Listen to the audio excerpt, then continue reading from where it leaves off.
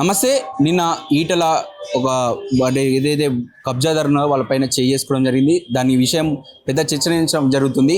ఆ విషయంలో అంతకుముందు ఆ ఘటనకి వెళ్ళి తన భూమిని ఏదైతే తన ఫ్లాట్ ఉందో అది సాఫ్ చేసుకుంటున్నటువంటి మహిళపై ఏదైతే ఆ కబ్జాదారులు వచ్చి అడ్డుకోవడం జరిగింది.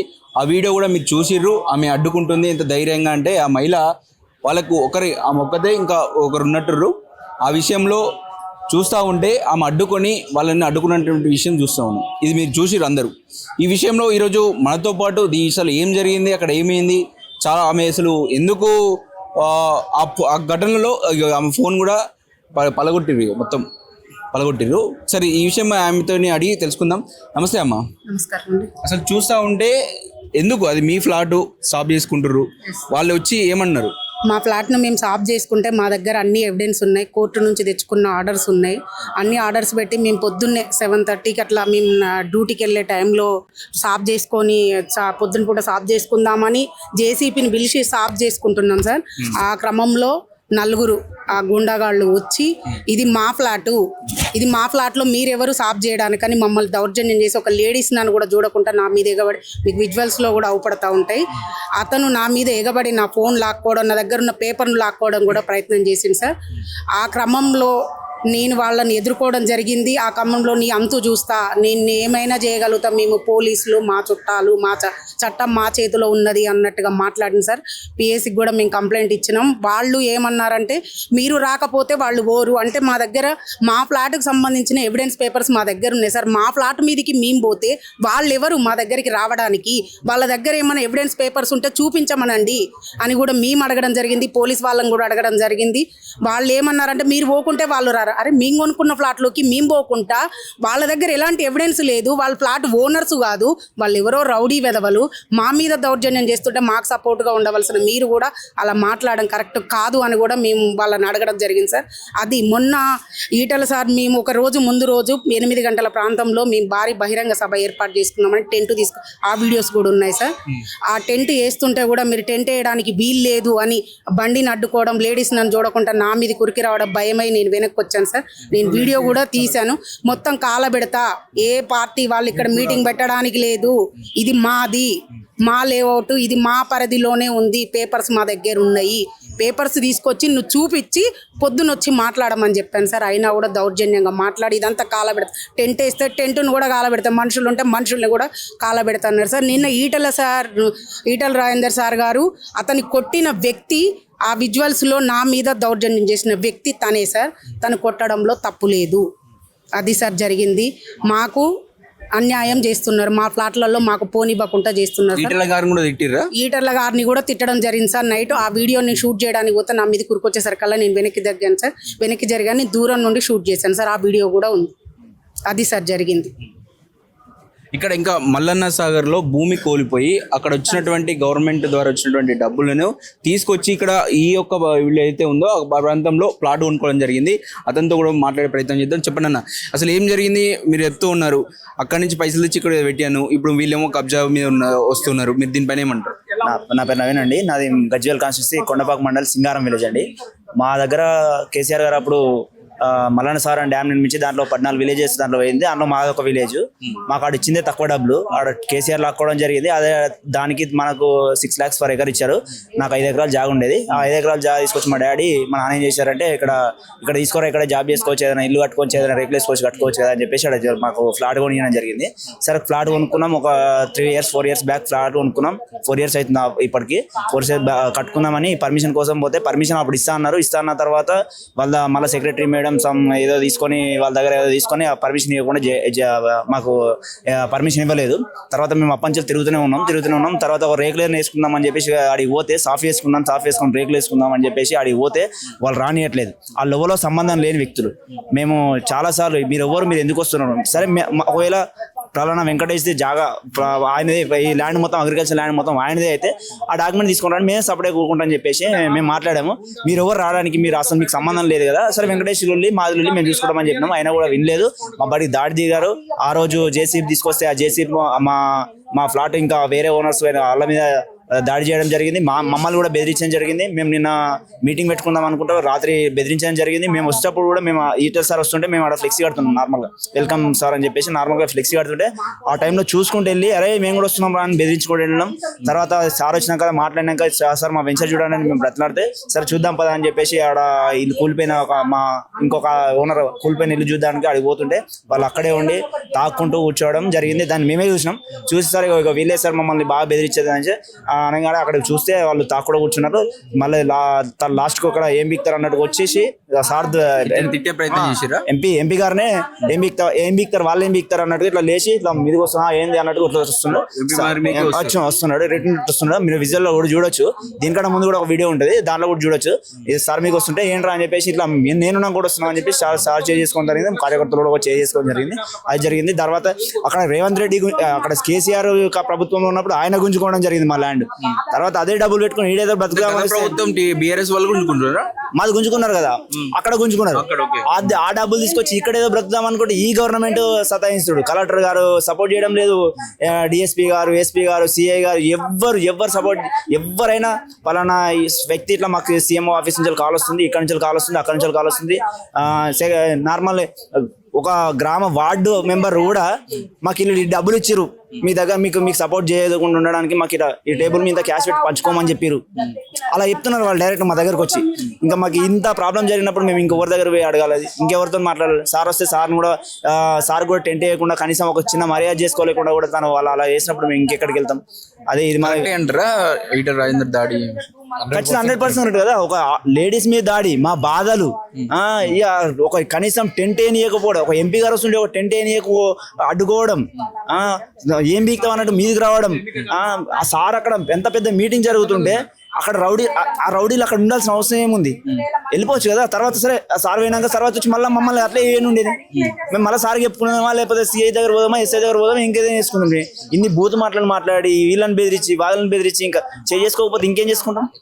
ఎక్కడ ఏం కాకుండా ఏం చేస్తాం? కొట్టక ఇంకా సార్ కాబట్టి ఒకటి దెబ్బతో ఇంకా అదే మేము ఫస్ట్ ఇంకా చేసి ఉంటే ఇంకేం చేద్దామో కూడా తెలియదు కదా.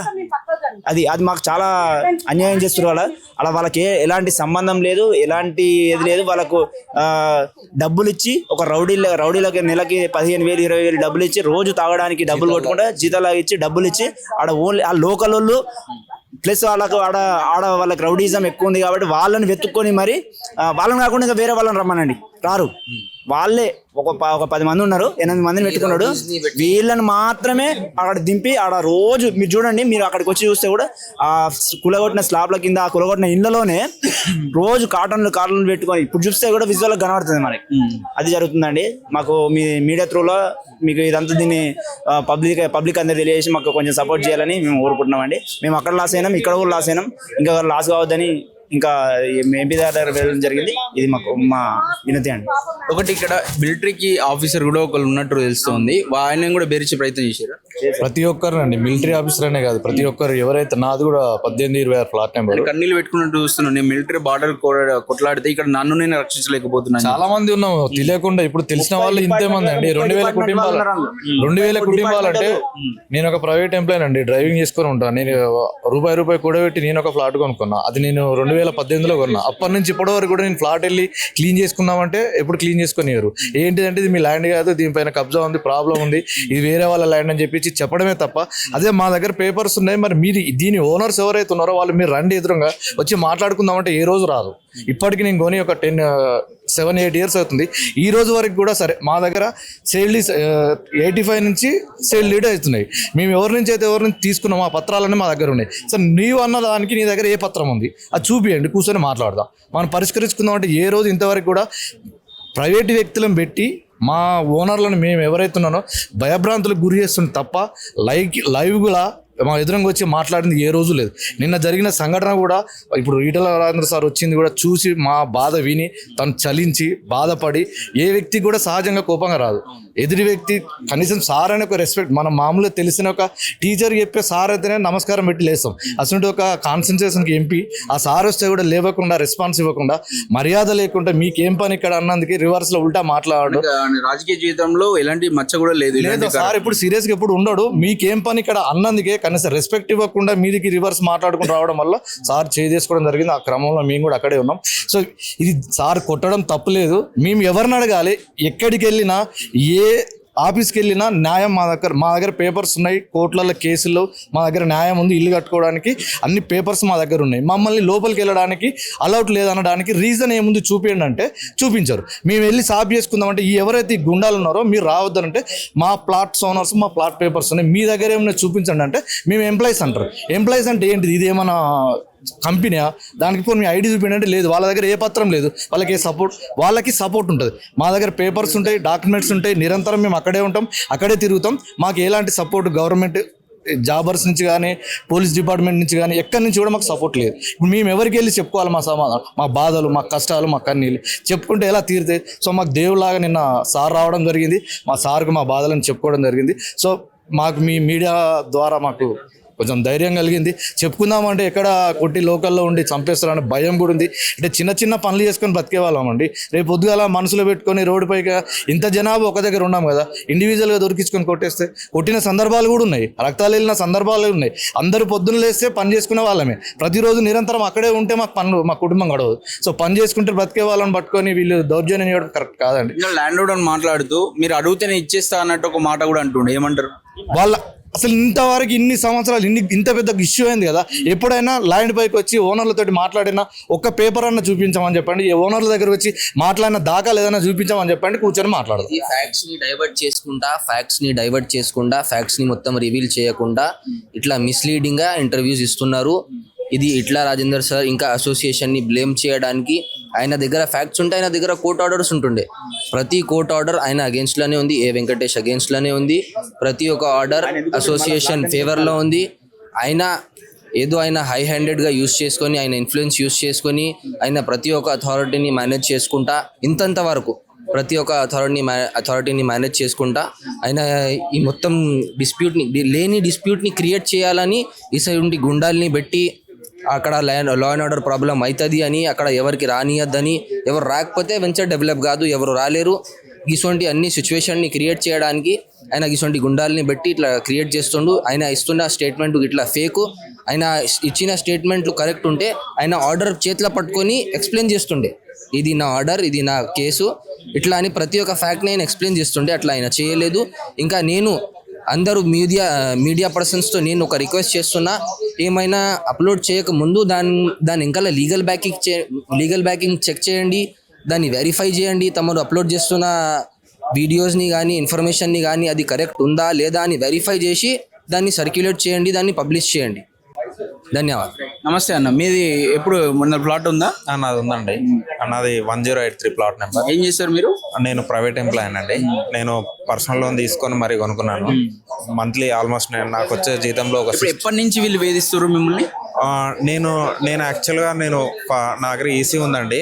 నేను ఒక 7th మెంబర్ని, అంటే నా ముందు నుంచి నేను ఒక 7th మెంబర్ని తీసుకున్నాను. నేను ఒక 1.5 year అవుతుందండి తీసుకొని. అప్పటి నుంచి ఇదే పని అండి. మేము అంతే, అంటే తీసుకునే ముందు కూడా మేమేమి చాలా తక్కువకి వస్తామని తీసుకోలేదు, ఏం తీసుకోలేదు. అన్ని లీగల్గా అన్ని ప్రాపర్గా ఉన్నాయని తెలుసుకొని మరి మేము అక్కడికి వెళ్ళాము.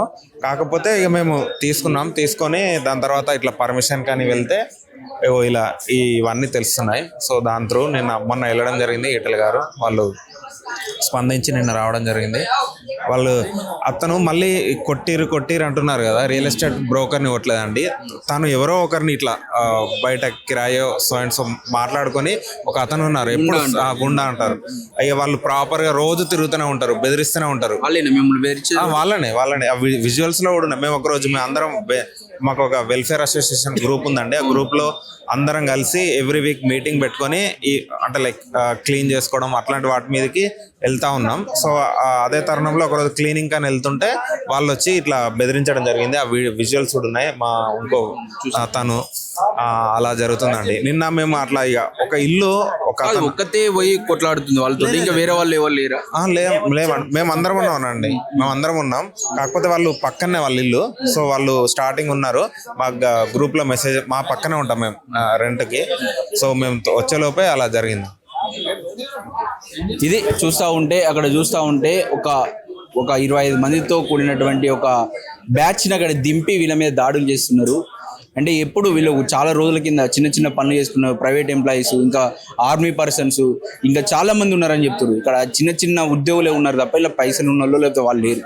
అలాంటి వాళ్ళ మీద మాయి ఫ్లాట్స్, ఈ మాయి మీరు వెళ్ళిపోరని చెప్పేసి కబ్జా చేస్తూ ఉన్నట్టే అక్కడ ఆ సిచ్యువేషన్లో ఈటల అక్కడికి వెళ్ళి వాళ్ళపైన దాడి చేయాల్సి వచ్చింది. దాన్ని మేము తప్పుగా తీసుకుంటలేము, ఎందుకంటే వాళ్ళ వ్యవహార శైలి సరిగా లేదు కాబట్టి ఈటలు అట్లా రియాక్ట్ అవ్వాల్సి వచ్చిందని చెప్పేసి అక్కడ ఉన్నటువంటి వాళ్ళు చెప్తున్నటువంటి పరిస్థితి.